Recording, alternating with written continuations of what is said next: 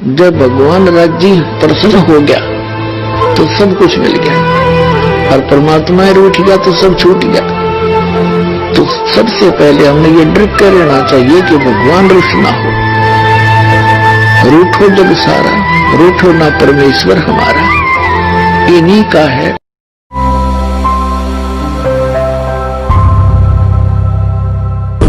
हम मान लीजिए कुत्ते के घर जन्म होगा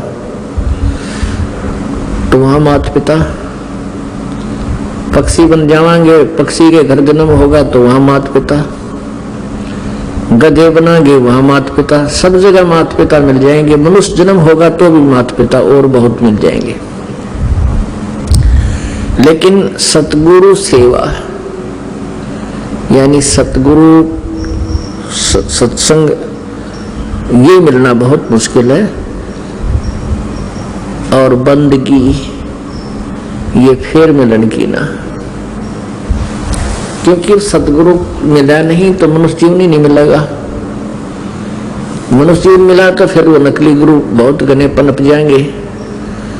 तो यह कृपा मालिक ने आपके ऊपर की है। जो पुण्यात्मा इसमें रह रह कर पहुंच रहे हैं, ये विशेष कृपा पात्र हैं कबीर भगवान के, उस अल्लाह अकबर के, उस कबीर देव परमात्मा की विशेष कृपा पात्र है। भक्ति मुक्ति के दाता सतगुरु, भटकत प्राणी फिरंदा, उस साहिब के हुक्म बिना नी तरवर पाथे रंदा। उस परमेश्वर की कृपा से ही ये सत्संग चल रहा है, नहीं तो काल को सत्संग एक आंख नहीं सुहाता। और वो चाहता है कि ये अज्ञान पूर्ण रूप से पूरी पृथ्वी पर जमा रहे, तेरा जाल सुरक्षित रहे। परमात्मा कबीर जी आते हैं या अपनी शक्ति दे करके आप साथ रह करके अपने किसी दास के द्वारा अपनी महिमा, इस यथार्थ ज्ञान का प्रचार करवाते हैं। तो वो सत्संग अब यहाँ हो रहा है, इस बरवाला आश्रम, सतलोक आश्रम बरवाला। आपके ऊपर विशेष कृपा है, आप सत्संग में आ रहे हो। जैसे आज सुबह के सत्संग में बताया था कि जैसे पिताजी के पास कोई वस्तु रखी है, छोटा सा बेटा या बेटी, बालक आकर के उसको उठाकर खड़ा हो जाता है और पूछता है, पिताजी ये क्या है? पिताजी कहता है, पेन है बेटा, ये पेन है। पेन है, पेन है। बच्चा कहता है, पिताजी 100 बार कहता है पेन है, और वो स्वीकार भी नहीं करता कि ये पेन है, और अस्वीकार भी नहीं करता क्योंकि पिताजी बता रहा है।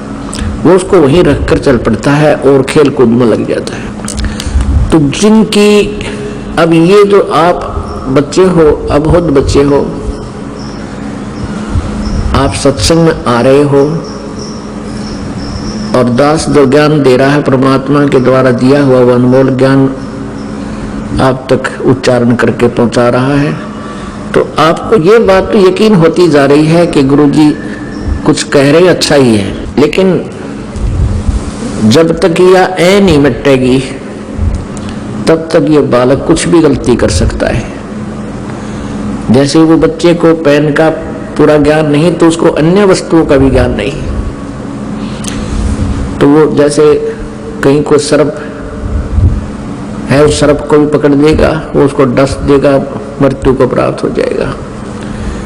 और वो किसी बिजली के स्पार्किंग कर रहे तार को भी अच्छी वस्तु जानकर कैच कर लेगा, पकड़ेगा, वहां उसको भी डेंजर हो, खतरा हो सकता है।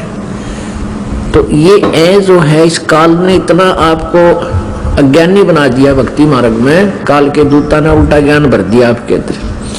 अब ये यथार्थ ज्ञान जब आपको सुनाया जाता है, आप पुण्य आत्मा है, उपदेश भी ले लिया है, और दास बार बार ये कहता है कि ये लोक पर आपका नहीं है, ये बच्चे संतान संपत्ति आपकी नहीं है। तो आप सुन भी रहे हो और आप अविश्वास भी नहीं कर रहे हो, क्योंकि परमात्मा की बताई हुई वाणी है। परमात्मा क्या बताते हैं?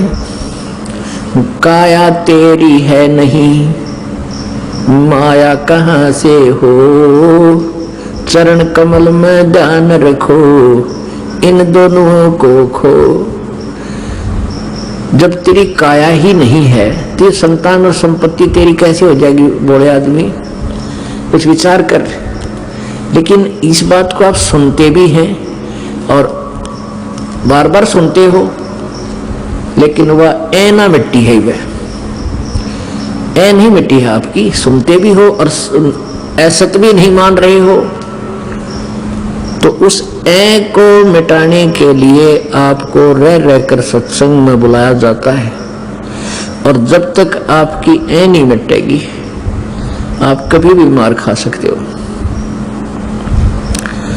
उसके लिए परमात्मा हमें रह रहकर बताते हैं। उसके लिए हमने परमेश्वर की उस अमृत वाणी को आधार बनाना पड़ेगा कि संसार आपका मूल ठिकाना नहीं है। सत साहेब जी, सब्सक्राइब कीजिए हमारे YouTube चैनल को और बेल आइकॉन को दबाना ना भूलें ताकि वीडियो की नोटिफिकेशन मिल सके आपको सबसे पहले।